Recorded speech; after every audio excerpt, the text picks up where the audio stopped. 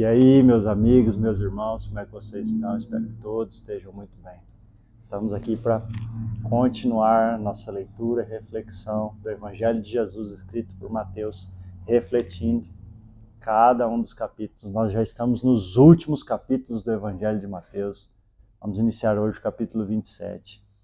Nós estamos aqui já há mais de um ano refletindo somente no Evangelho de Jesus, mais de 50 vídeos. Então, se você ainda não assistiu, entre no nosso canal, aproveite e se inscreva, né, e compartilhe essa mensagem, essa palavra com mais outras pessoas.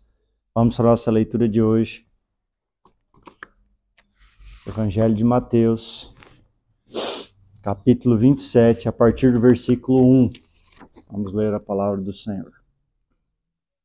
Ao romper o dia, todos os principais sacerdotes e os anciãos do povo entraram em conselho contra Jesus para o matar. E amarrando-o, levaram-no e entregaram ao governador Pilatos. Então Judas, que o traiu, vendo que Jesus havia sido condenado, tocado de remorso, devolveu as 30 moedas de prata aos principais sacerdotes e aos anciões, dizendo: pequei traindo sangue inocente. Eles, porém, responderam: que nos importa, isso é com você. Então Judas, atirando as moedas de prata dentro do templo, retirou-se e enforcou-se. E os principais sacerdotes pegaram as moedas e disseram: não é lícito colocá-las no cofre das ofertas, porque é preço de sangue. E tendo deliberado, compraram com elas o campo do oleiro para o cemitério de forasteiros. Por isso, aquele campo é chamado até o dia de hoje de campo de sangue. Então se cumpriu o que foi dito por meio do profeta Jeremias.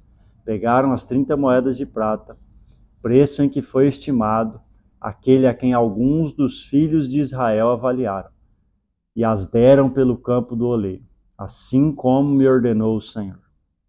Jesus estava em pé diante do governador, e este o interrogou, dizendo: você é o rei dos judeus?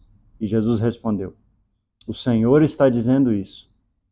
E sendo acusado pelos principais sacerdotes e pelos anciãos, Jesus não respondeu.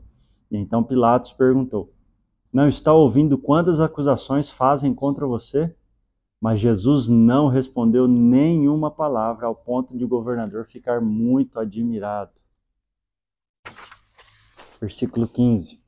Ora, por ocasião da festa, o governador costumava soltar ao povo um preso, conforme eles quisessem. Naquela ocasião, eles tinham um preso muito conhecido, chamado Barrabás. Estando, pois, o povo reunido, Pilatos lhe perguntou: quem vocês querem que eu solte?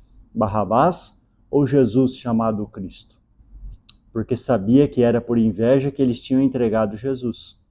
E estando Pilatos sentado no tribunal, a mulher dele mandou dizer-lhe: não se envolva com esse justo, porque hoje em sonho sofri muito por causa dele. Mas os principais sacerdotes e os anciãos persuadiram o povo a que pedisse Barrabás e condenasse Jesus à morte. De novo o governador perguntou: qual dos dois vocês querem que eu solte? E eles responderam: Barrabás. Pilatos lhes perguntou: que faria então com Jesus, chamado o Cristo? E todos responderam: que seja crucificado. Pilatos continuou: que mal ele fez? Porém eles gritaram cada vez mais.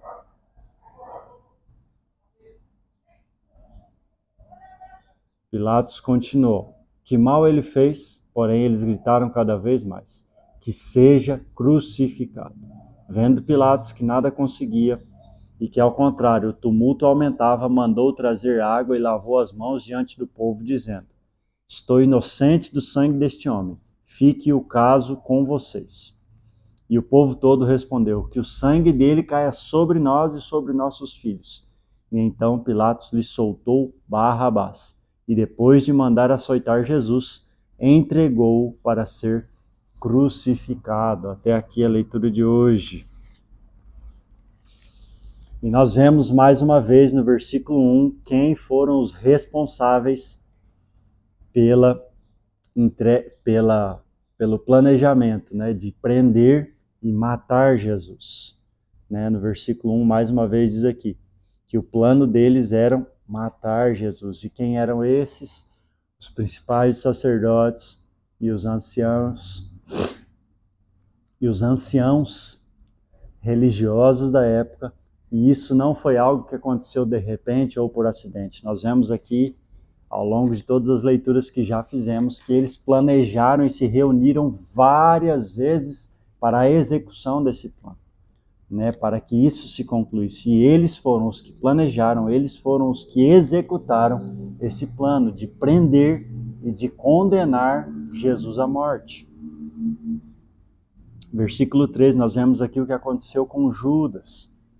Versículo 3 diz assim: então Judas, que o traiu, vendo que Jesus havia sido condenado, tocado de remorso, devolveu as 30 moedas de prata. E versículo 5, então Judas, atirando as moedas de prata para dentro do templo, retirou-se e enforcou-se. Judas foi tomado de uma profunda tristeza, um remorso, por ter entregado sangue inocente.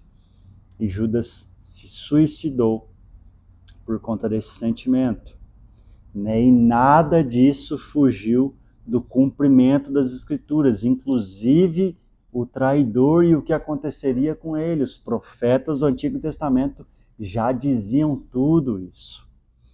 Nós vemos aqui também, em todo esse contexto que nós lemos, que Jesus, que cumpriu tudo o que se tinha dito sobre Jesus, todas as acusações, o açoite, o sofrimento, a zombaria, a rejeição, a prisão, todo o sofrimento que Jesus passou, e tudo isso era o cumprimento de tudo aquilo que já estava predito sobre a vida de Jesus. Todos os poderes dessa terra nós vemos que estavam contra Jesus. A religião estava contra ele, os políticos estavam contra ele, a sociedade estava contra ele, o seu próprio povo, a sua própria descendência e ascendência estava contra ele. Todos estavam contra Jesus. Por que tudo isso? Porque todas essas coisas estavam sob o controle e a soberania de Deus. Existe um atributo sobre Deus, algo que é próprio de Deus. A soberania. Nada disso fugiu do controle de Deus, pois essa era a vontade de Deus. Todo esse sofrimento, toda essa condenação, toda essa rejeição, tudo isso que Jesus passou era da vontade de Deus. Pois era da vontade de Deus que o seu filho sofresse, morresse, para que nós pudéssemos receber o perdão e a vida de Deus. A reconciliação que Deus tinha para com todo ser humano pecador. Para que isso acontecesse, Cristo precisava passar por cada uma dessas coisas. Por isso, nada disso foi evitado. Nós vimos tudo isso, todas essas acusações, todos esses sofrimentos, todas essas atitudes más contra Jesus, mas nenhuma delas ele foi evitado, né? Ele não foi livre de nenhuma delas, ele não escapou de nenhuma delas.